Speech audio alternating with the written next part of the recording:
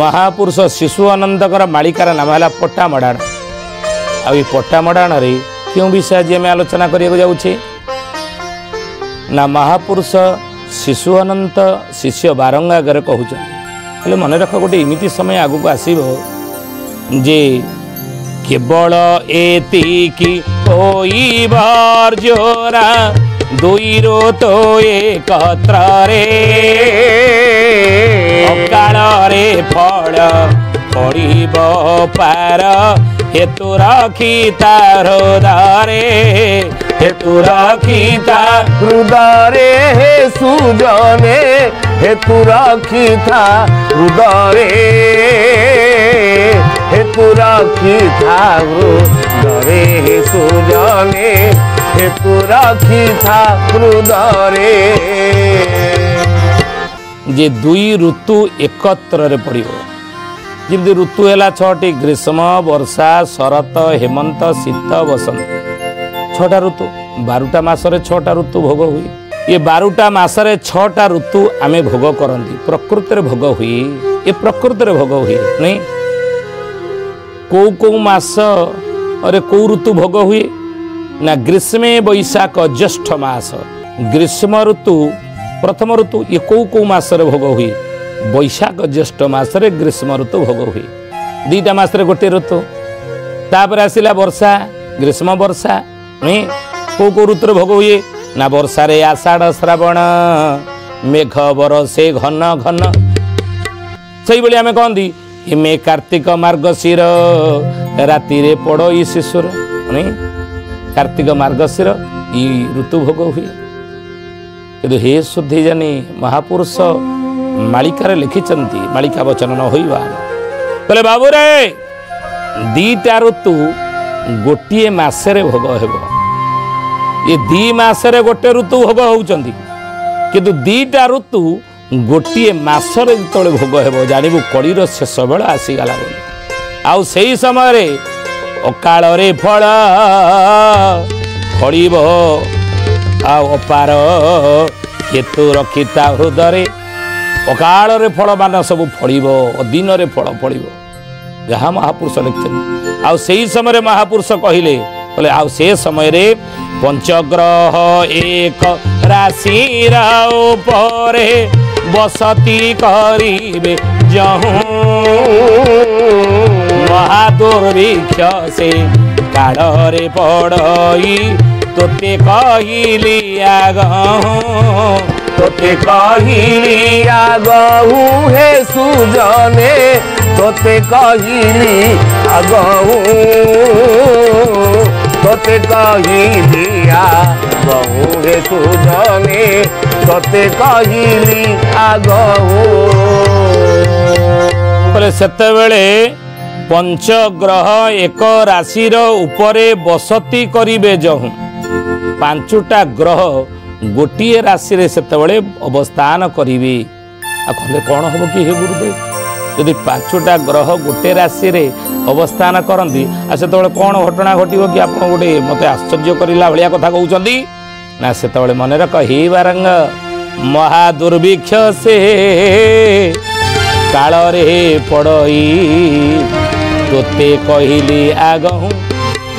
महादुर्भिक्ष ये संसार रे पड़ो ये संसारवासी भोगिबे महादुर्भिक्ष बड़ी परिस्थिति दुर्भिक्ष पड़ो से संसार ये ज्ञानी गुणी मंडली एक राशि रे 5 ग्रह बा 6 ग्रह जेतेबेले रहंती अवस्थान करंती सेतेबेले महापुरुष कहउचंती से महादुर्भिक्ष बड़ी परिस्थिति संसार सृष्टि हेबो आ सेतेबेले महामुनि गर्गाचार्य महामुनि गर्गाचार्य यार समर्थन देई गर्ग संहितारे कहिचंती ई विषय जो जहाको महापुरुष मालिकारे आलोचना कले ई घटना को गर्ग ऋषि गर्ग संहितारे लिखिचंती कौन लिखिचंती ना एक रासौ जदा जानती चत्वारः पंच खेचरा प्लावयन्ति मही सदा रुधिरेण जले नबा सेतबले गोटिए राशि रे 5टी ग्रह बा 6टी ग्रह बा 7 ग्रह ଯେତେବେଳେ मेलन हुअन्ति बा मिलन हुअन्ति बा पड़ती अवस्थान करती सेतबेले 5टा ग्रह रहिले पंचग्रह कूट पड़े सेतबेले 6टी ग्रह गोटे राशि अवस्थान कले मन रखते कथा 6 ग्रह कूट पड़े सेतबेले गोटे राशि जेतेबेले 7टी ग्रह अवस्थान करती 7 ग्रह कूट पड़े आ कूट पड़े कौन हम महापुरुष लिखिले शक्ति नहीं बछ बाबू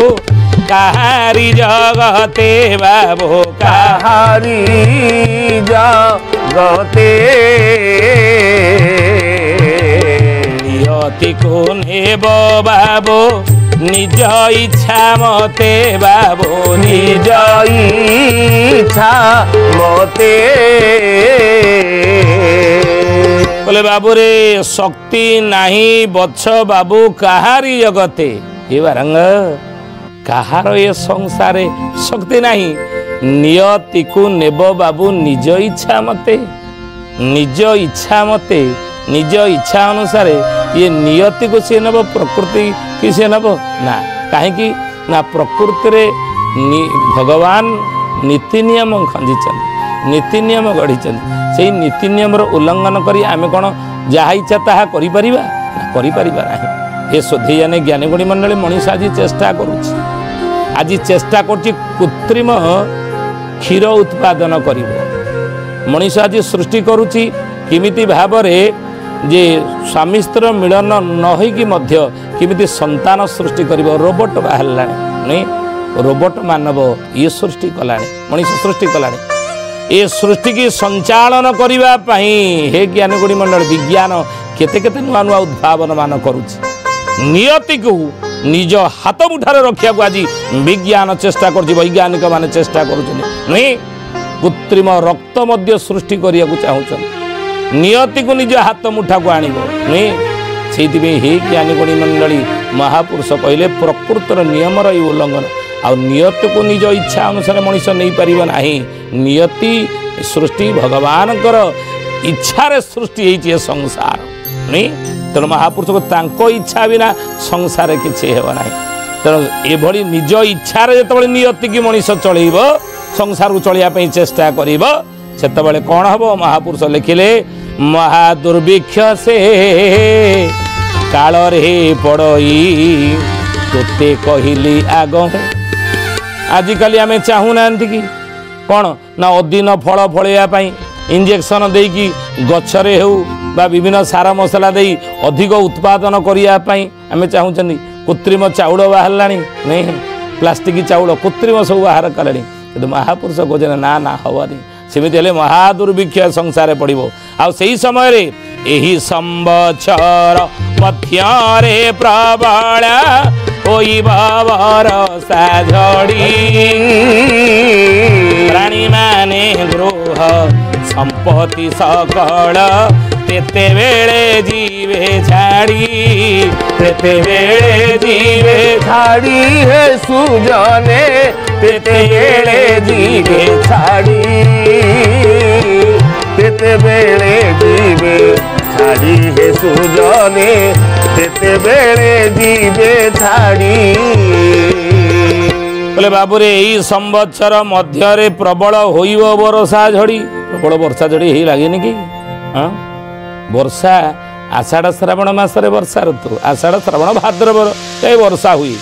किंतु ही ज्ञानी गुणी मंडली आषाढ़ गला श्रावण गला भाद्रव गला ये आश्विन देखो आश्विन गला कार्तिक मास आसिक उपनीत कार्तिक व्रत ही करेंगे ना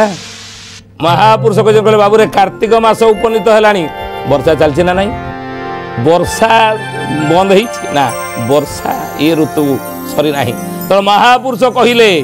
बाबूरे देखिब जे ये अदिने वर्षा झड़ी सब लगी रदिन ऋतु ठीक नथिबो किंतु वर्षा ऋतु चली अलग ऋतु प्रवेश करिबो कि वर्षा ऋतु चली आई समय प्राणी माने गृह संपत्ति सकल तेते बेले जीवे छाड़ी तो प्राणी माने गृह संपत्ति से सबूक छाड़ा बाध्य हे अन्न मिल ना से प्रकृति महापुरुष कहते प्रकृति अनुकूल परिवेश प्रकृति रही प्रकृति प्रतिकूल परिस्थिति प्रकृति से चली बोलिए महापुरुष शिशु अनंत की जय सथी जाने ज्ञानी गुणी मंडली दीटा ऋतु चली एक समय से कि घटना गुड़िक संसार घटव से विषय आम आलोचना करुचे महापुरुष कहले कहले बाबूरे से गणी हेउथिबो हाड़माड़ देहे प्राण करिथिबो जे प्राण धरिथिबो जे हाड़माड़ देहे गणी हेउथिबो काहींकि ऋतुकालीन फल पड़िबो अदिनिया फल सब फलिबो